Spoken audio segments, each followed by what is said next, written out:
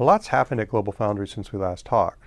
They have a lot of new technical talent from the IBM acquisition, 14 nanometers out, while 10 and 7 are on their way.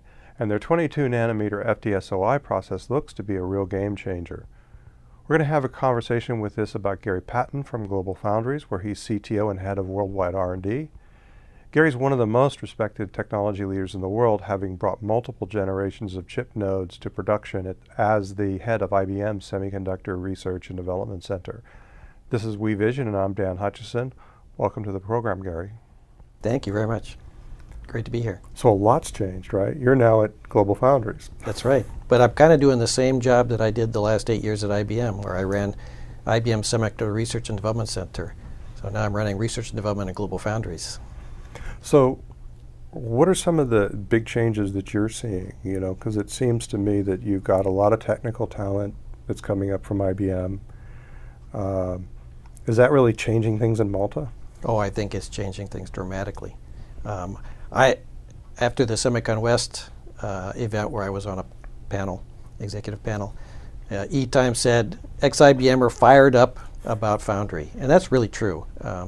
It's very clear to me GlobalFoundries is very committed to being a leader in this industry, is investing very heavily in leading edge technology.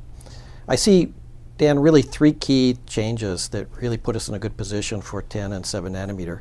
The first is there really has been established, prior to my coming, a very solid baseline inside of Malta.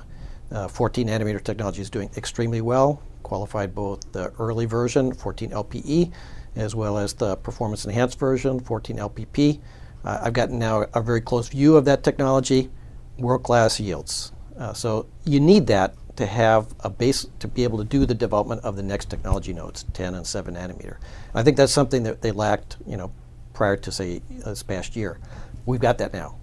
Second is this talent, as you mentioned, coming from IBM, which helps reinforce the team in Malta. And you're talking about people who've been doing leading edge technology development for some of them for more than a decade. And together.